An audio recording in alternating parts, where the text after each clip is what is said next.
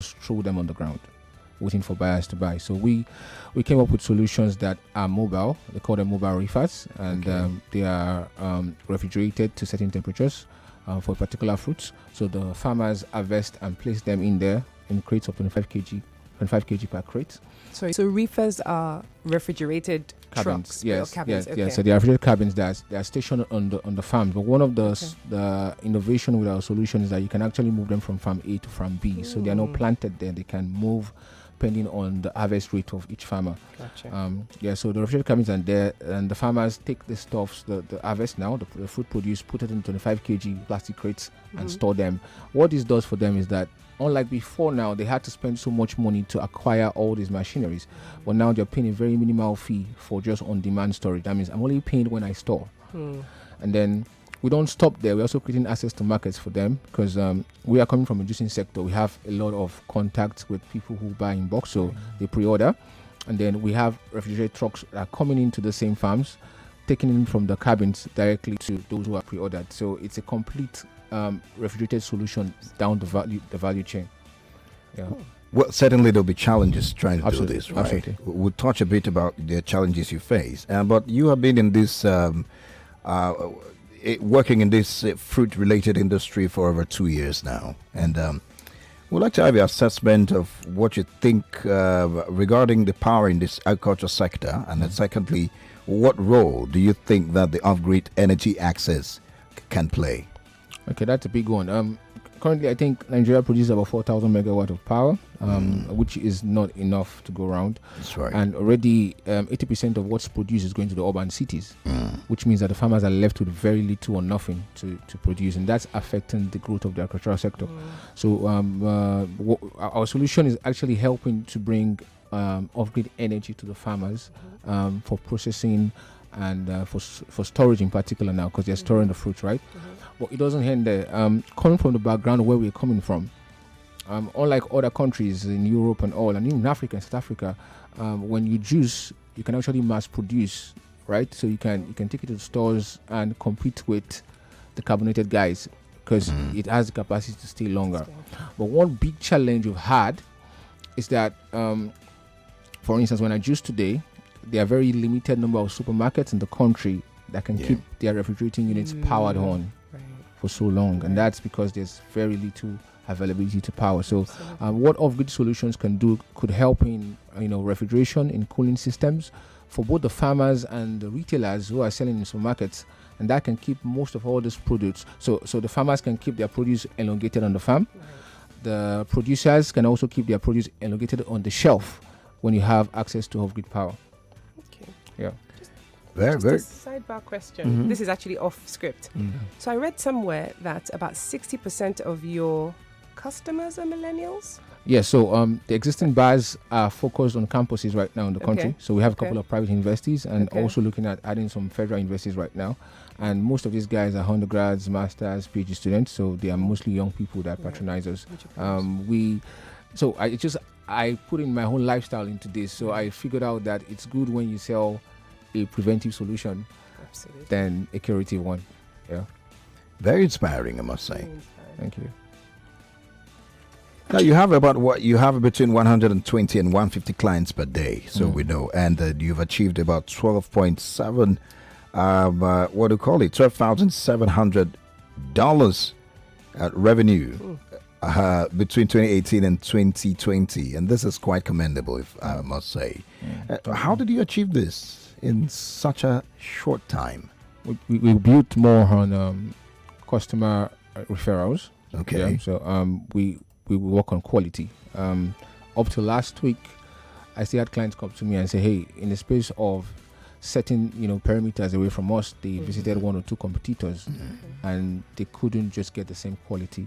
So we're very particular about the process of what we do, and the quality of what we serve, and then we also build a very, very strong relationship with our clients. So people refer back to us. I have customers who have left Lagos, but are saying, hey, I need to get this. How can I get this to me?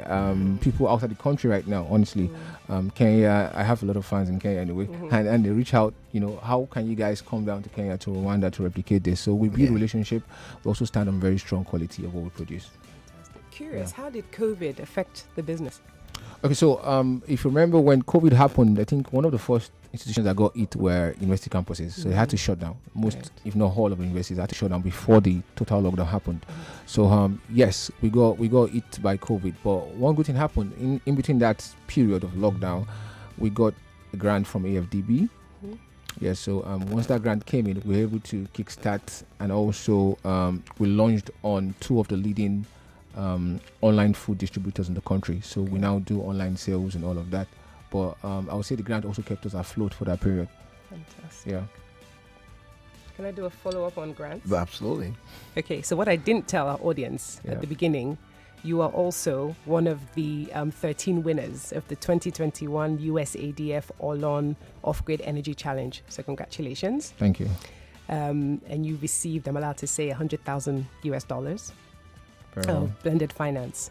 So can you just share with us what your general experience was like, very briefly, and also what you intend to do with the funds?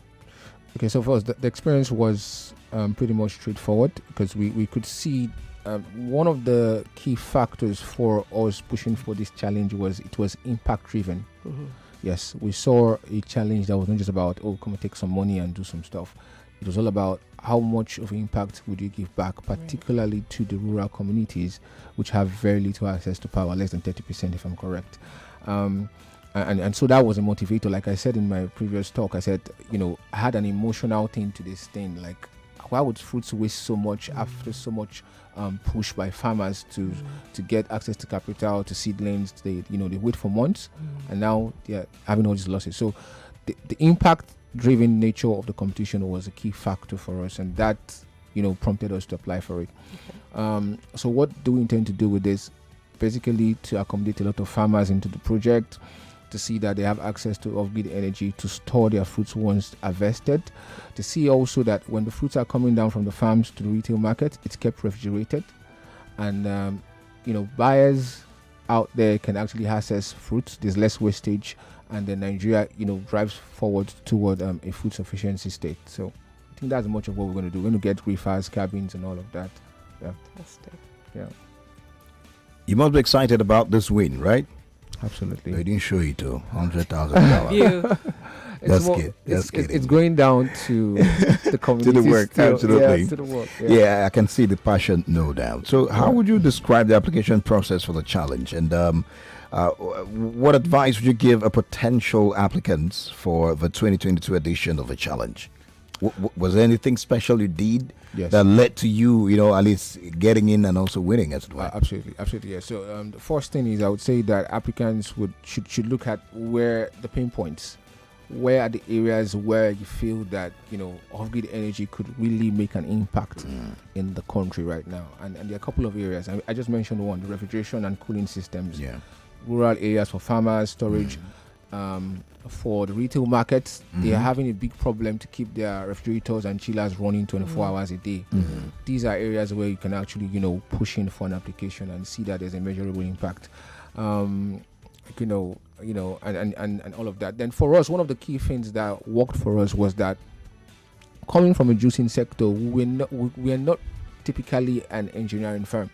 Okay. So we had to build a very strong partnership, right? So we applied in partnership with an existing engineering firm, Tendon Innovation. So Tendon Innovations are guys who have done a lot of solar work in the country. So we're able to sit down, table the solutions to them, tell them this is what we're trying to achieve in terms of impact, and they came up with designs, with engineering designs, with concepts that they are currently implementing right now. Okay. So we are not in charge of the engineering part; they are the ones doing that. So I think applicants can also look at ways to partner with people who are experienced in those areas and see how they can work together, in some sort of collaboration. Yeah.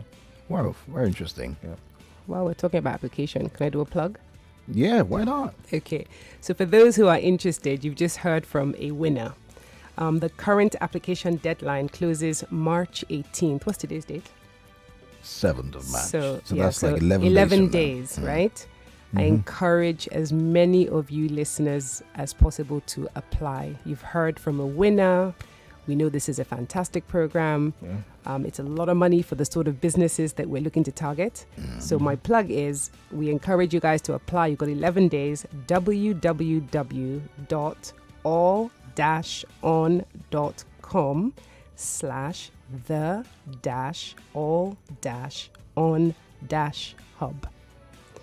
right.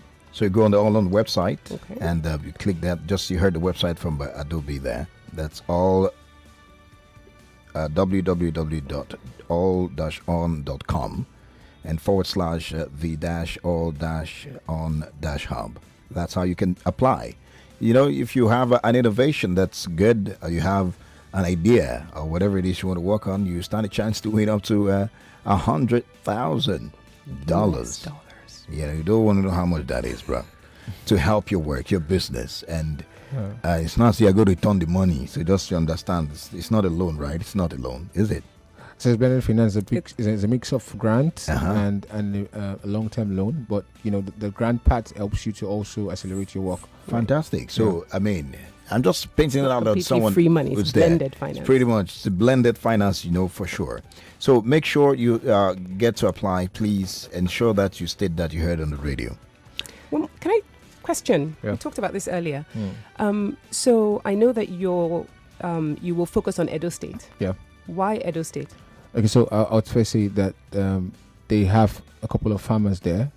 We decided to start with a particular variety of fruit first, and then accommodate others. At the moment, Edo State is the largest producers of fruits in Nigeria, pineapples fruits in Nigeria, and Nigeria is the 7th or 8th largest exporters and producers of pineapples in the world. Say that slowly. So Nigeria is the 7th, largest producers of pineapples in the world, Yeah. and Big Edo deal. State is the number 1 producer of pineapples in Nigeria. So it Yeah. it actually made business case for us to go there. Absolutely. And also, they have a fantastic government that is in support of this project. Yeah. His Excellency Godwin Obaseki has approved of it, and is working very closely with our brand to see that we accommodate as much farmers as possible, and they're lending us every support also that's required. So we just had to start from there, and then we can now accommodate other varieties and push into other states as rapidly as soon as possible. Well. Back to the fruit. Why pineapple, by the way? Yes, so as a juicer, I know very, very, very well that Nigerians love sweet smoothies, sweet juices, and pineapples are natural sweeteners, and that's like number 1 demand fruit in the country right now. So we had to start with that. And No then- brainer. Yeah. All right, Okay. beautiful. In case you're just joining us, you're listening to Power Solutions of Nigeria Info, brought to you in partnership with All On. And I have the Policy and Partnerships Manager of All On as my co-host, Adaobi Oniwinde. Yeah, you heard the voice also of Jacob Ugbodaga, who is, of course, the founder of Alabaster Agro-Allied Industries Limited. He said a lot about the solutions, and he's quite an inspiration, I must say. But we'll wrap up this conversation in a matter of minutes. But before we do that, it'll be interesting to know, how can someone connect with you? So they want to get more information about what you're doing. You're calling for partnership at different levels. How can they get across to you? Good. So they could just send an email to us, keep it fresh at outlook.com. I'll be glad to respond to any inquiries or questions. Keep it fresh. Say that Can you slowly and spell spell that? it, maybe.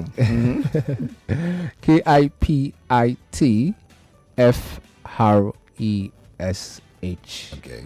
at outlook.com. So if you send a mail there, I'll personally see it Okay. and respond to it in less than 24 hours. All right. So how about, is that phone number? Is it yeah, social yeah, media? Yeah. They can just take my number, 0908 Okay. 3198 103. 0908 3198 103. There are a couple of social media handles. I'll just share them right now. Okay.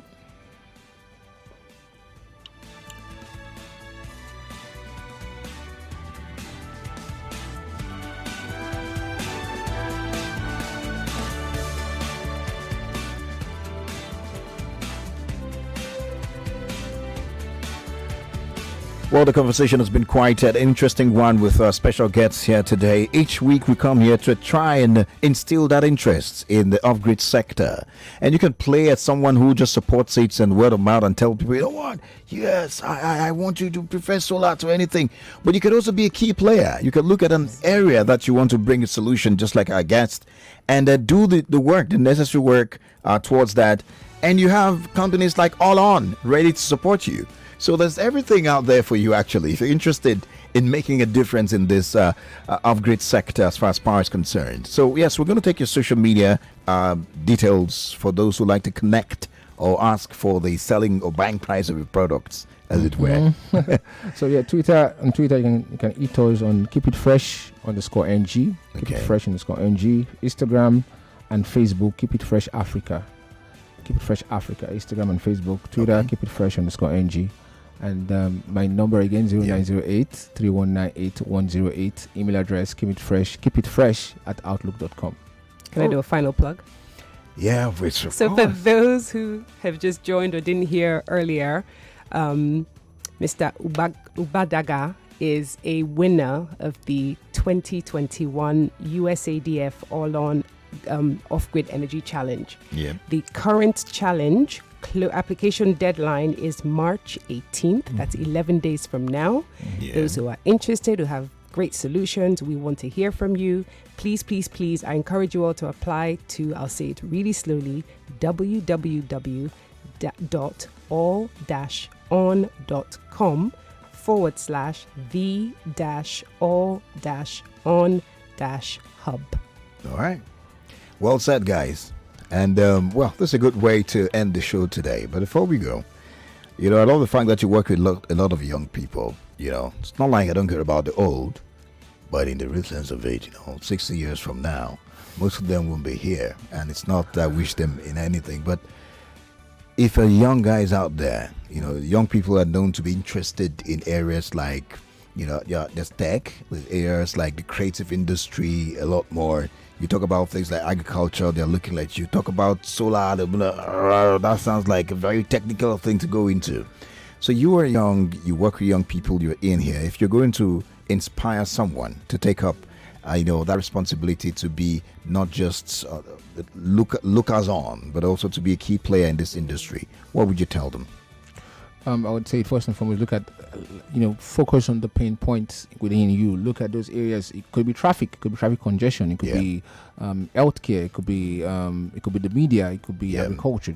So focus on those pain points where you could see things happening that you want to change. You might not have all the funds at the start or all the connect to change it, but you can latch on to systems that are already doing something similar, and then look at what they're doing. If you could volunteer, yes. If you could not, study what they're doing and see how you could replicate that in your own small way. And the thing about starting is that when you start, either as a volunteer or as a small solution firm, someone somewhere and hold on to somebody somewhere will find you and give you a kickstart to grow that solution. So that's it. There's saying that the idea is the work. Money oftentimes finds good ideas. True. So that's right. Yeah. That's right. Well, that's a good way to end the show. Thank you again for coming on the show today. So it was really great, refreshing talking to you. Same here. Thank you so much. All right. Adobe, this is where we ended. It's been fun. Yep, as always. Next week, we'll be here again with another episode of the show. Hopefully, I'll be here because I'll be away for a moment. But if I'm not here, someone is going to be here. So, well, that's it. Thank you for doing this with you. And thank you, Nigeria, for listening. Remember to join us next week. Bye for now.